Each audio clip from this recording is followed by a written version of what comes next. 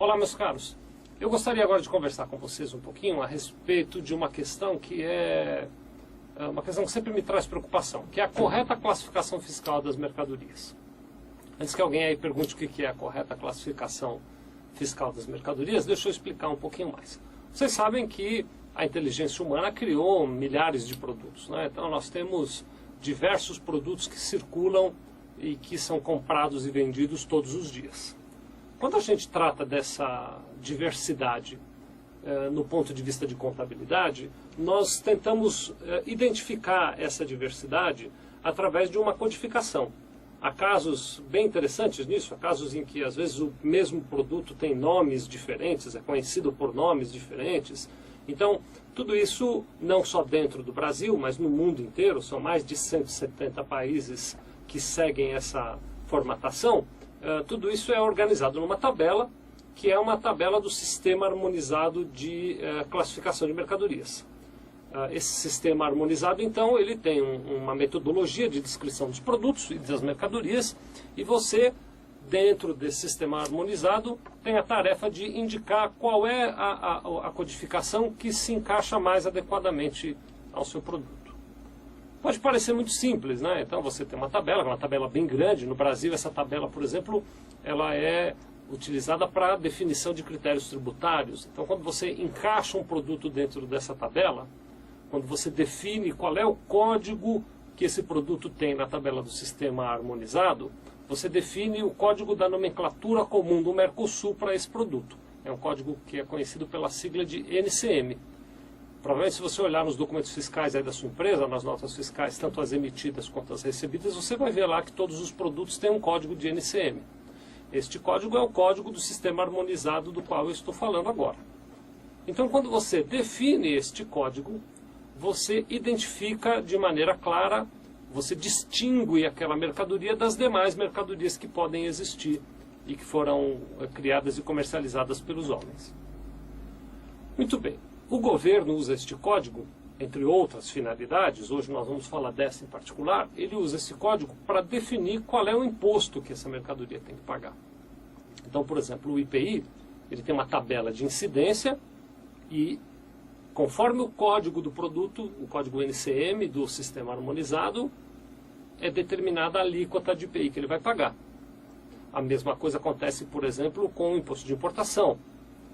O ICMS, ele, em muitos casos, tem uma alíquota padrão, uma alíquota única. Mas quando há distinções, quando há redução de base de cálculo, quando há tributação adicional, quando o produto é sujeito, por exemplo, à substituição tributária, o governo indica esses produtos através do seu NCM. Então, e mesmo, por exemplo, na questão do PIS e da COFINS, alíquotas especiais e até substituição tributária também para PIS e COFINS, também são indicados através do código de NCM.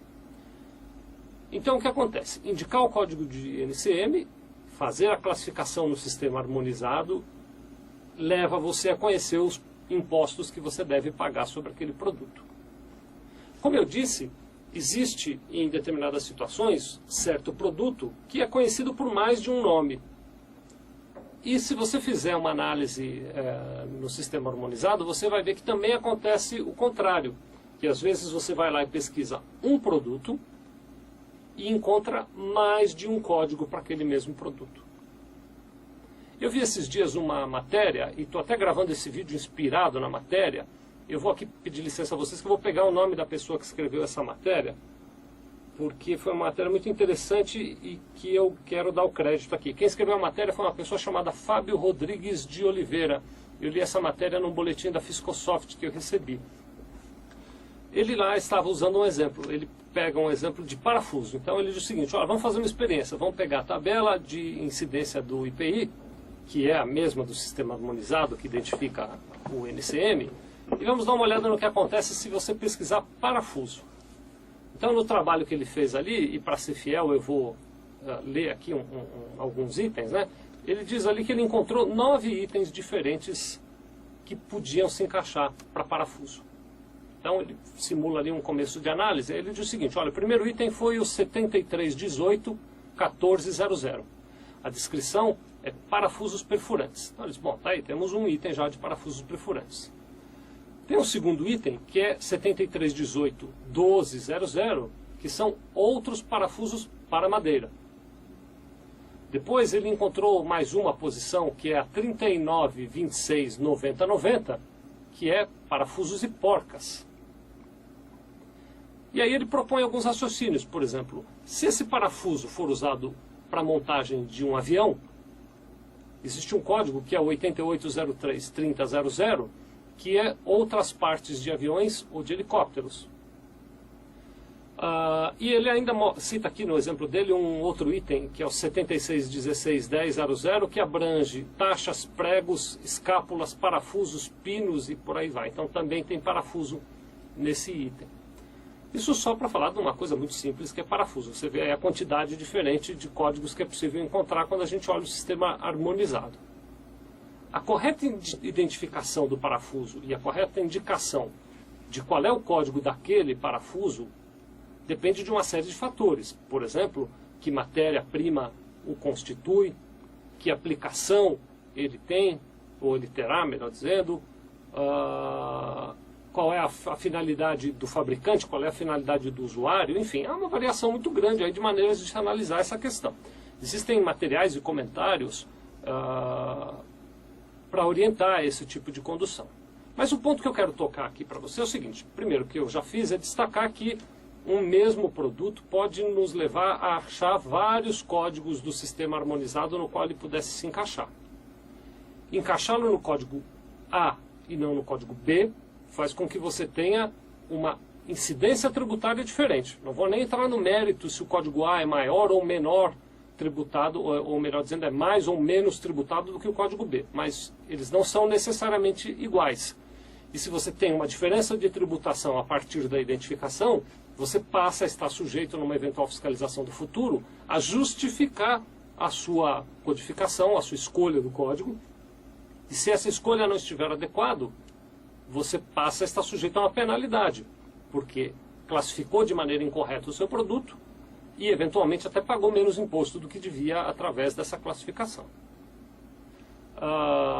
Eu estou entrando numa área que não é minha, né? Eu sou contador, o meu negócio é contabilidade, eu nem deveria me aprofundar muito nessa questão, mas é uma área que me preocupa e quis falar dessa área com vocês para dizer o seguinte, que você veja, a variedade de questões é tamanha que, independente da nossa formação não ser uma formação técnica, né? Nós não somos engenheiros, não somos químicos, não somos, enfim, nós não temos capacidade técnica para analisar as diferenças de material e de aplicação de cada produto.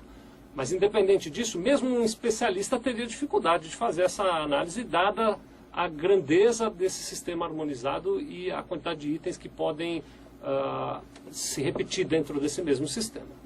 A minha preocupação é a seguinte: quando você nos diz, ou quando você começa a operar um produto e nos indica que aquele produto está no NCM número tal, nós simplesmente usamos aquele NCM. Nós não temos capacidade técnica para avaliar aquele NCM. É óbvio, se está vendendo parafuso e o NCM, por exemplo, é correspondente a sapatos, aí sim nós vamos conseguir identificar. Mas se o NCM for um NCM que faça lógica, a gente não tem a menor capacidade técnica de criticar aquilo. Então você precisa ser muito cuidadoso na questão de classificação.